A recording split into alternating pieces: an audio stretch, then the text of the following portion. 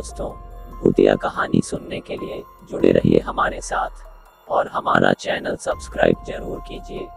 भूतों की कहानियां कल्पना के आधार पर लिखी और कही जाती है, लेकिन कल्पना भी कुछ वास्तविकता से प्रेरित होती है। भूतिया अस्पताल एक ऐसी मां की कहानी है जिसके दुखों के सैलाब ने कई माताओं की गोद को खतरे में डाल दिया। एक बहुत ही पिछड़ा गांव था। वहां लड़कियों की आबादी साल दर साल कम होती जा रही थी।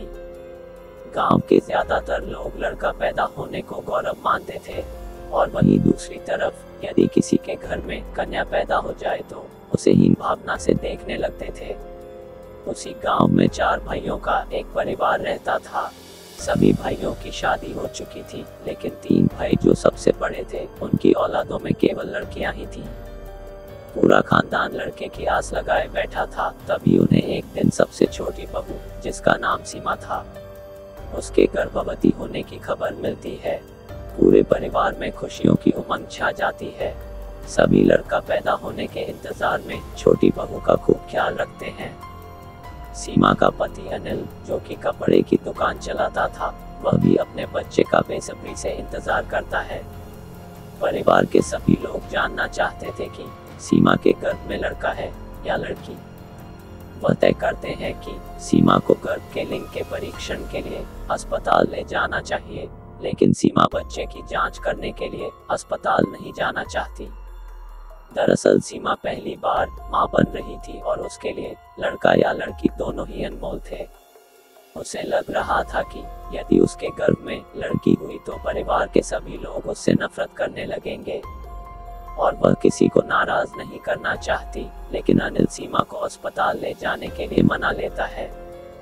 वह उसे विश्वास दिलाता है कि मुझे कोई फर्क नहीं पड़ता कि तुम लड़के को जन्म दो या लड़की को, बस मुझे पिता बनना है। सीमा अनिल के साथ अस्पताल पहुंच जाती है। अस्पताल में अनिल का एक दोस्त कंपाउंडर था, और इस वजह से लिंग परीक्षण का काम जल्दी हो जाता है।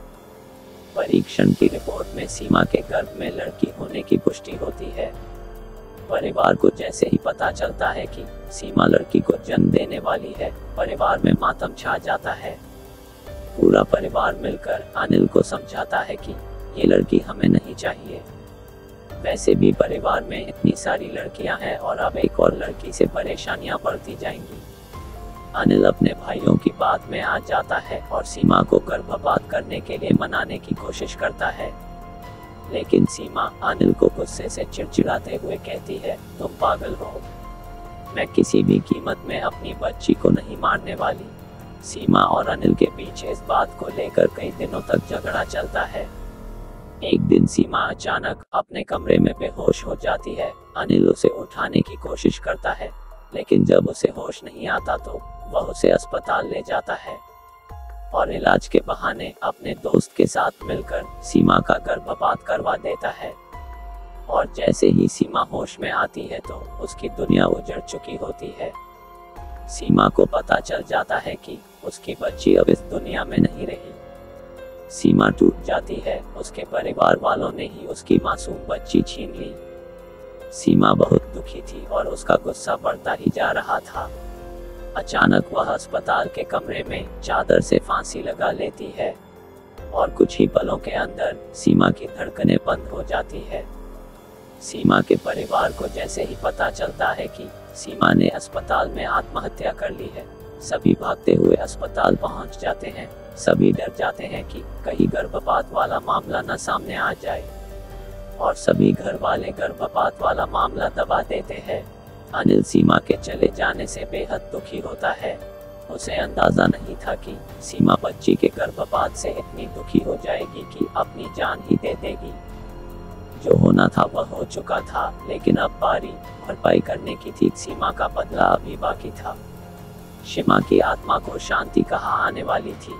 वो अपने बच्चे की मौत का बदला लेना चाहती थी। और फिर सीमा के अंतिम संस्कार के 13 दिन गुजरते ही अस्पताल में सीमा की भूतिया रूह की दस्तक हो जाती है। सीमा की आत्मा का अस्पताल में आते ही जैसे खुशियां गायब हो गई थी। सब लोग घबराने लगे, उनके अंदर बेचैनी होने लगी। डिलीवरी वार्ड में भर्ती सभी बच्चे अचानक अपने अपने बिस्तर से नीचे गिरने लगते हैं। सीमा की आत्मा बेहद क्रोध में थी, उसे किसी पर तरस नहीं आ रहा था। लोगों को समझ में नहीं आता कि एक साथ सभी बच्चे नीचे कैसे गिर गए। हालांकि बच्चों को ज्यादा चोट नहीं आती थी, लेकिन ये घटना मरीजों के अंदर भूतिया डर बैठाने के लिए काफी थी। इसके बाद अस्पताल में भूत होने की अफवाह तेजी से फैलने लगती है और लोग इसे भूतिया अस्पताल कहने लगते हैं। अस्पताल में एक औरत बच्चे के जन्म के समय आपातकालीन हालात में एम्बुलेंस से अस्पताल पहुंचती है।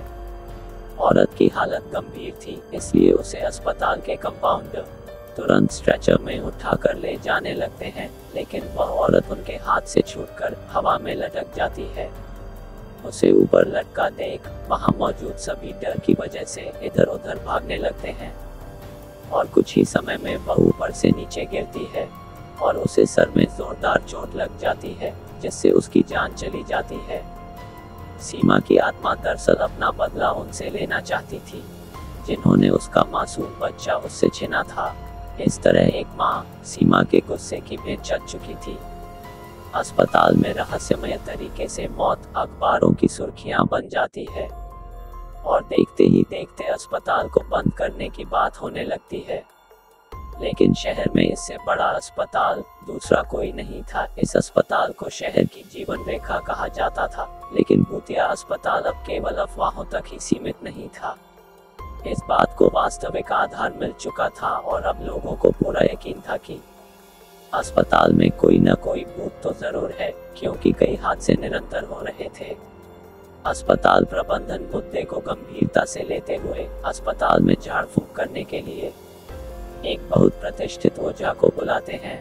ओझा अस्पताल के कमरे में मंत्रों से सिद्ध किया हुआ नींबू रखकर सीमा की रूह का पता लगा लेता है। देखते ही देखते नींबू का कलर सुर्ख लाल हो जाता है। उस कमरे में मौजूद अस्पताल के कर्मचारी एक दूसरे का मुंह देखने लगते हैं। ओझा अस्पताल के कर्मचारियों से कहता है कि इस अस्पताल में एक दुखियारी माँ की आत्मा है, जिसके बच्चे का गर्भपात किया गया था, इसलिए वह इस अस्पताल में किसी को भी मां नहीं बनने देना चाहती। अस्पताल प्रबंधन को सीमा के गर्भपात के बारे में कोई जानकारी नहीं थी, क्योंकि वह गर्भपात अनिल और उसके कंपाउंडर दोस्त ने गुप्त तरीके से किया था। सच्चाई का पता लगाने के लिए ओझा अपनी मंत्र शक्ति से सीमा की रूह को सबके सामने बुला लेता है। सीमा का भूतिया साया आते ही सभी चीजें इधर उधर बिखरने लगती है। टेबल कुर्सियां पलट जाती हैं और अचानक वह कंपाउंडर जिसने सीमा का गर्भपात किया था अजीब हरकतें करने लगता है। उसके स्वर बदल जाते हैं। ओझा तुरंत उसे बालों को पकड़कर वहीं बैठने को कहता है।